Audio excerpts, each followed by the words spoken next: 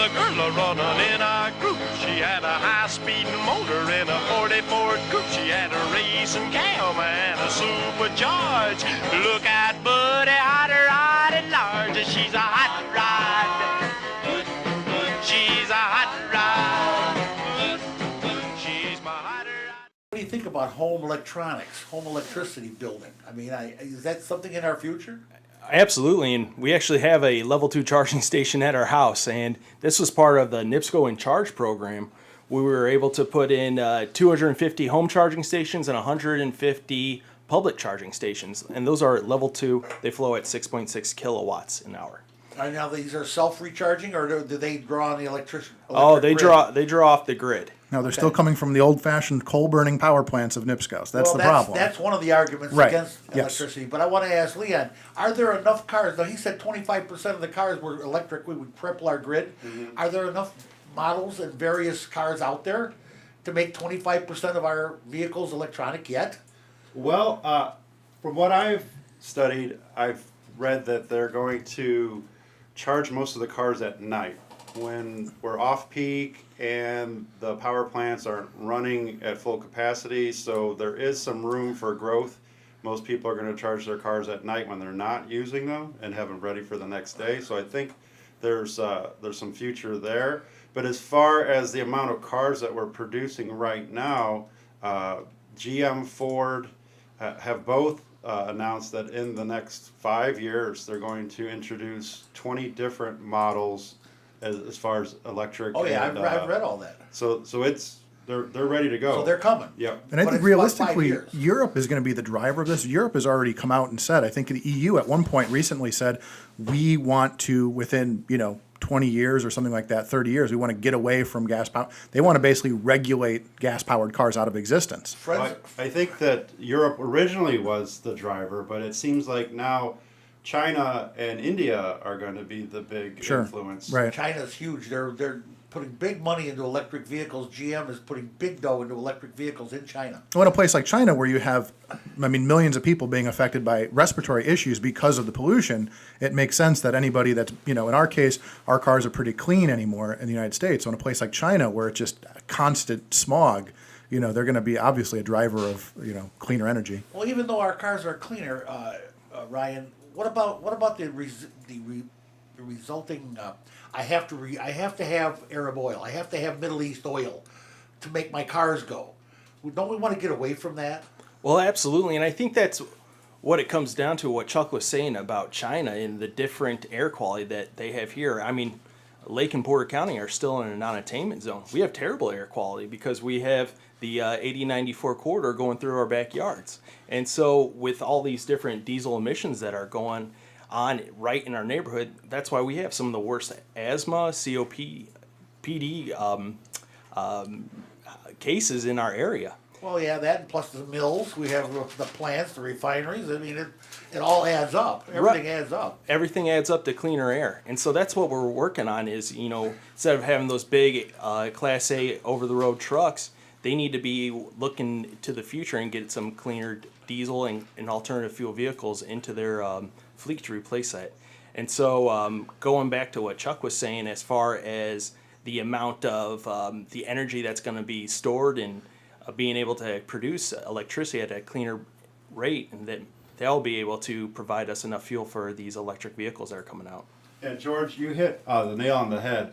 For me, the most important thing about this conversation, or to me, bringing this information to my students about electric cars is it's really providing us freedom. When I graduated college after 9/11, there wasn't an electric car, and we had to deal with hostile countries that had oil. And to me, this was a symbol of, okay, we can now choose not to have to worry about these countries and oil because there will be a viable alternative. So it was huge for me seeing guys of my generation to go to places like Iraq and have to fight in the Middle East. And rightfully so, we have to stabilize the world's oil supply if that's what drives everyone's economy, and we can't let a different country control that. So for me to see that you could keep that oil, That's exactly we don't right. need it. So Leon, you're exactly right, and I got to think about this because There are certain companies like Toyota is big time working on hydrogen cars. The fuel cells, they're working on it. The Ozinga, the biggest cement company in this area, runs all their CNG. vehicles all on natural gas. And the nice thing about natural gas is I can take your DeLorean and convert it to natural gas. By the way, Chuck owns a DeLorean, and I can convert it to natural gas. And it'd be the same motor, same power, same everything. There's a lot of natural gas in this country. We have more than we'll ever use, is the prediction. And what comes out the tailpipe is a little bit of dirty water, but it's not dirty, it's just dark. There's nothing comes out the tailpipe of a natural gas vehicle. And there is no buildup of crud inside the engine. Those engines last predictably forever. Well, absolutely, they do burn cleaner, and we're building a compressed natural gas station for the city of Hobart. And that's really where the obstacle is the infrastructure in place in order to compress that liquid nitrogen or CNG into an actual usable fuel. And it's expensive. So Yeah, it's I about didn't know you $800,000 CNG station. And we work with Ozinga as well. They're one of our biggest you clients. guys were into that. Oh, You're absolutely. building that charging station for that. Because natural gas is volatile. Oh, Let's yeah. face it, it has to be treated differently than the gasoline we're putting in our cars today. But that natural gas comes right out of our ground. And we don't have to go across the sea to get it. We don't owe them nothing. We have nothing. Same when out people talk about electricity and take this and either tell me I'm right or debunk it, because I'd like you to debunk it. Everybody says that electric cars are not clean because they use electricity supplied by coal burning plants. I've actually had this discussion with somebody. I do some things with Fermilab and things like that, so we've had this discussion. Really? And it actually didn't Not go. building an A-bomb, are No, you? no, no, Okay. no, nothing like that. But it didn't. This discussion did not go over well with the people that adopted, the Prius owners of the world, because they thought that they were being green. And there was a physicist from Fermilab that said, look, you have to look at the infrastructure in the area where you live. So here in the Midwest, having an electric car is actually worse for the environment than having a comparable, fuel efficient vehicle, because all of the energy comes from coal. Now, I don't know, maybe Ryan, you could speak to this. From what I understood, the electric motor is so much more efficient that if you do it cradle to grave, that there's still 3 times more. Well, there's a lot of questions. I mean, there's always a debate about the return on investment. It's the same thing we have these discussions about wind turbines and things like that. The amount of energy that goes into creating and delivering and installing a wind turbine. What is the return on investment? So there's all these, kind of debates and depending on who you talk to. But so that was one of the things, is if you live in an area that's strictly, like if you live out west and you're getting your power from the Hoover Dam or from a nuclear power plant, it's much more efficient. But if you're somewhere where you're getting strictly coal power, it may not be as green. And that's one of the sort of the debates about. Yeah, we do pay a registration tax for EVs now. Well, that's about the only way they can do it. Now, if they use natural gas, of course, they can charge by the gallon or whatever, or the thermal unit or whatever. But in the case of Indiana, Whatever it's you're sort of Indiana's doing sort of a flat tax for the. So Indiana's not doing a mileage base right now. They're doing sort of a flat tax.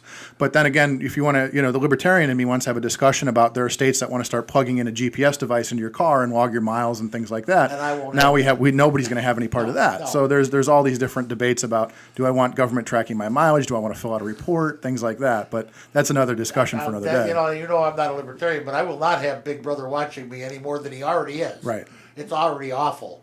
It's already stinky, and I don't like it at all. But- But I'd like there to be a way Right. to find a way to make sure that these people that are using the gas or electric to charge their cars are paying their fair share of the motor fuel tax, because that's what fixes our roads, or supposedly fixes our roads.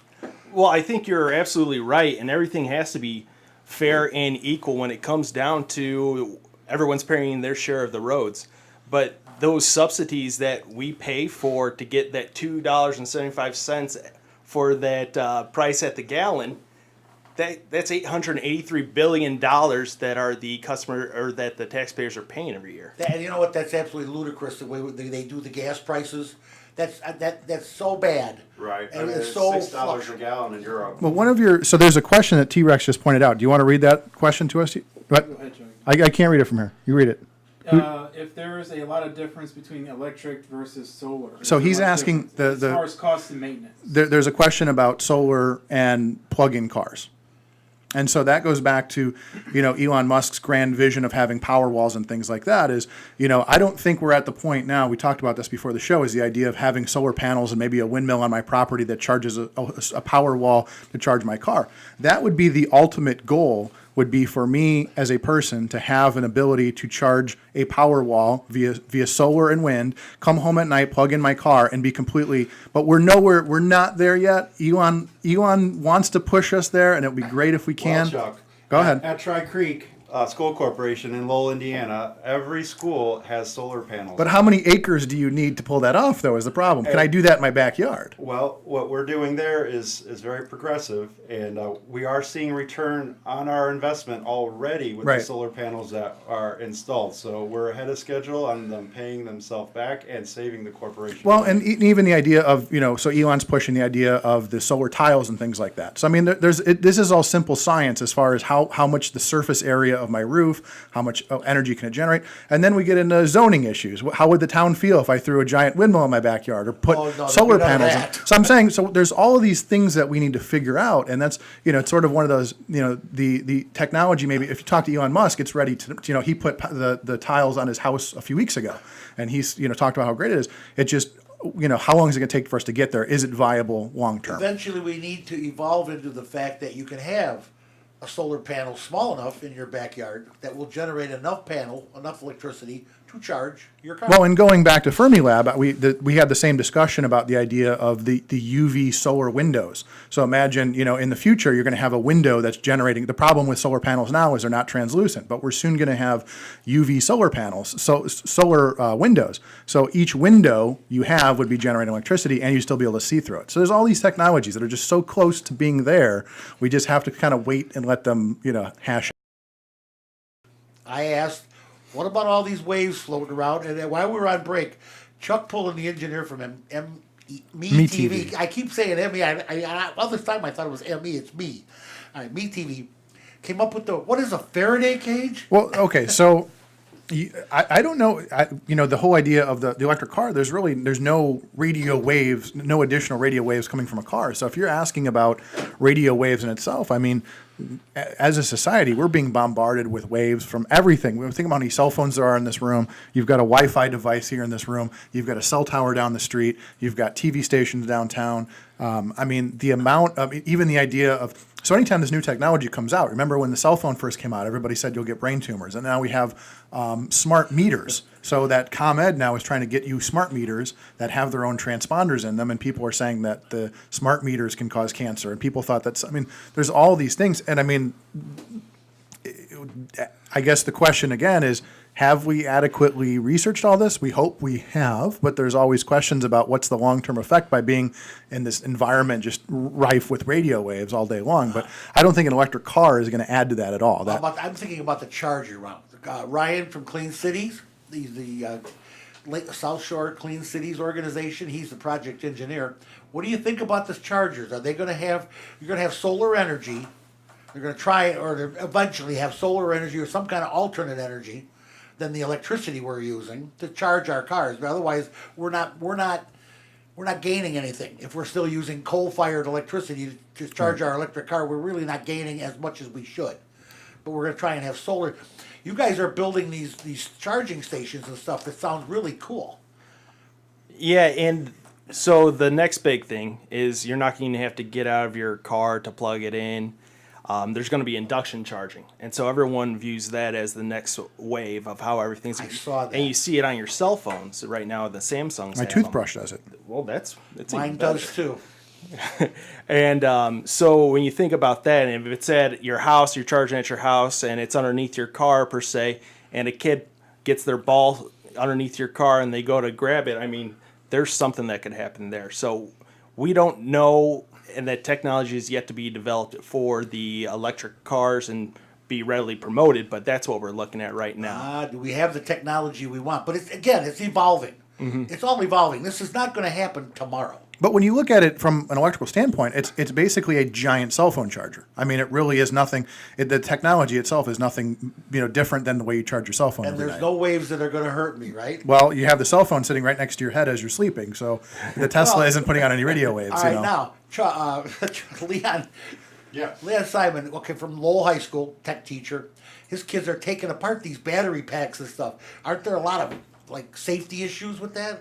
There is, and we've had professionals come down and give us the safety talk and the different tools, like the gloves and the poles to keep everyone safe. So we've had all that, but it's just like if you're training to be an electrician or if you're training to work on a internal combustion engine, you can't put your hand on the exhaust manifold. No, you Right? can't. So there are certain things on Now an you're electric going back car to my that you day. don't put your hand on, and whereas an exhaust manifold still stays kind of black and steel looking, whereas the high voltage lines on an electric car are marked in bright orange, so you know what not to touch. And probably from a safety perspective, the biggest issue that we have with electric cars is the idea of if one of them catches fire.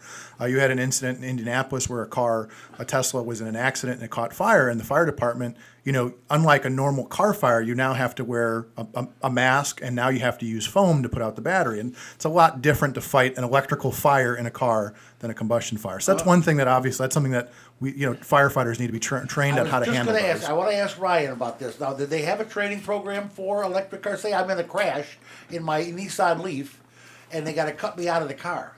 Right, absolutely. And we do have, and we're going to be working on training opportunities with our first responders, because those are the people and that are our lifeline to make sure that we are going to come out of those situations okay, and make sure that they're going to come out of those different situations okay. And we do have those through the Department of Energy that we're working on for training. All right, now Ryan, one more thing. Talk to me about one quick thing about lithium-ion batteries. Are they still using them? Are they any safer than they were? I mean, the original Chevy Volt was catching on fire in the garage because of that battery. They had 747s or 767s they grounded because of that battery. There are cell phones that explode. The Samsung. Right. And my kid's hoverboard and things like that. Oh yeah, the hoverboard. I forgot about the hoverboard. They were dangerous. It's still an ongoing process, and just with, like you said, with the Samsung cell phones, it's still going to be going on. The lithium ion we're not going to be talking about the lithium ion batteries in 5 years. So I wouldn't think so. I think you're exactly right. Now, I got to tell you how much I agree with that. I'm anti-lithium-ion batteries just simply because of the lithium involved. Mm-hmm. It's too volatile a chemical. Right. And so one of the big things, and when I was talking to one of the solar guys not so long ago, we were talking about what was going to be the next thing. And so with our partner from Midwest Solar, and they were Midwest Wind and Solar, they said that salt water. They're looking to salt water to provide that energy storage as well as a clean generation, and that's what we're going to be seeing into the future. It's a saltwater gel is something that they're working on. Basically, a saltwater, an electrolytic based gel battery kind of thing. And it's funny because they actually talked about that when you look at some of the movies like Demolition Man. They talked about capacitance gel and things like that. And here we are. That's basically what we're getting towards. We're living in the movies. I mean, this is the Jetsons all over for me. And I mean, when you look at the Tesla's new truck, it looks surprisingly like the cars from Demolition Man. I mean, we're getting to the point where it's like art and life are imitating each other. Well, you think having an electric semi, because there's a couple companies that are building them. There's another one out there I read that is building an electric semi. I think that's going to help a lot with the pollution that we have. Because that diesel, I don't care what anybody says, that black crap coming out of that stack cannot be good for anybody. And you're absolutely right. And we see it a lot at the ports and a lot in our train yards. And we have a partner that we work with, Orange EV, and they have this port truck. And it has 160 capacity of kilowatts for lithium-ion batteries. And this thing runs all day, and they get away from that dirty diesel engine that was rebuilt 16 times since 1965. Oh, exactly. And the drivers are loving it, and you know what? They get better efficiency out of that truck. Okay, Leon, I got to ask you this. Yes, George. You guys work on these things in your shop every day. You work on all these different vehicles. The Prius. Okay. The Prius does not use a lithium-ion battery No. that I'm aware of. No, they have never caught fire. They have never had a fire problem, the Prius, that I know of. They use a nickel cadmium. Is that what they use? I believe so.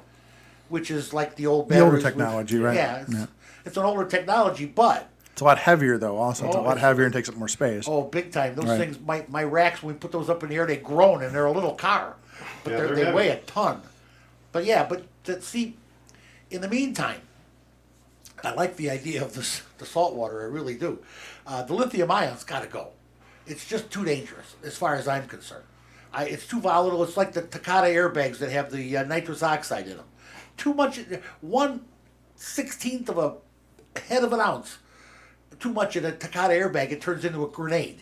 So then the lithium ion is the same way. Now we've had battery companies, how many, come and go since this whole electronic revolution started. AAA down in Indianapolis, I mean, they got big government grants and shut the door, just like Fisker did. They And shut the door. Solyndra and any Solyndra, other- and, yeah. So the And technology. I agree with Ryan. I think the technology is going to keep getting safer and safer and better and better. But if you look at the statistics, I think that per capita electric cars versus internal combustion engines, the percentage of them lighting on fire is way less. I think the fact of you driving around in a car with a steel can full of explosive fuel versus a battery pack is. Oh, I understand, but as long as the battery pack isn't explosive, it's not lithium ion, which is very explosive. Lithium is a volatile chemical. Now, you take a natural gas powered vehicle. If we had a really good way to compress that and transfer it and use it, and not have to do batteries and not use any electricity, Right.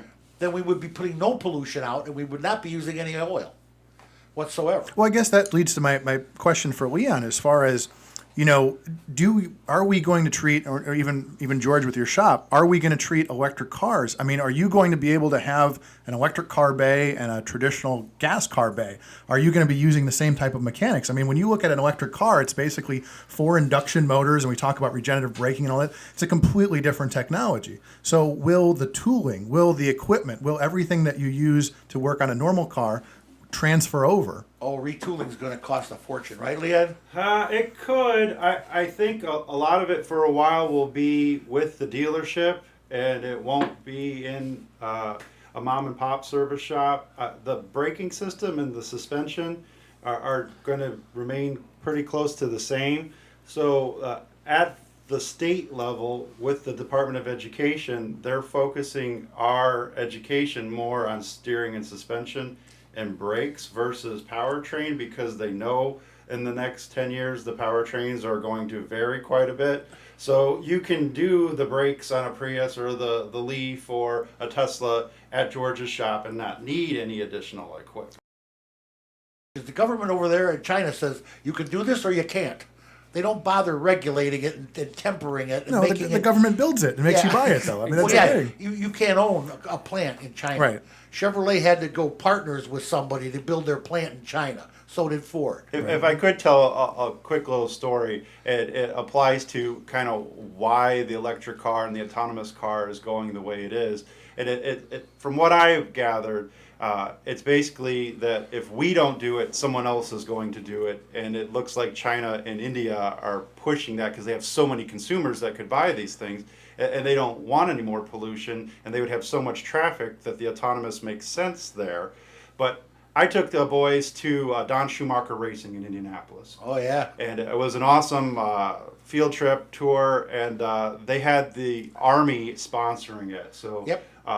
the Army is supporting STEM, the science, technology, math classes, and they want their new recruits to be strong in science and math, mechanics, because they said that if we don't do the autonomous thing, someone else's Army is. So Oh, the Army's already doing it. They But- have autonomous vehicles. They have electric vehicles.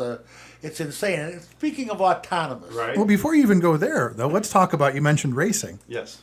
Oh yeah, they The have new- electric racing in Europe. The new Tesla Roadster will be the first production vehicle, according to Elon, will be the first production vehicle to do 0 to 60 in under 2 seconds. Yeah, that's I saw the demonstration. I mean, he calls it ludicrous mode, and they said the new one will have a beyond, we call it a plaid mode. That's from That's Spaceballs. almost, think about it. It's almost impossible. But I mean, think about the racing app. I mean, there's already the point. I remember Indy when they started putting the restrictors on, so we're going too fast. But I mean, imagine the implications for racing if they went to an electric.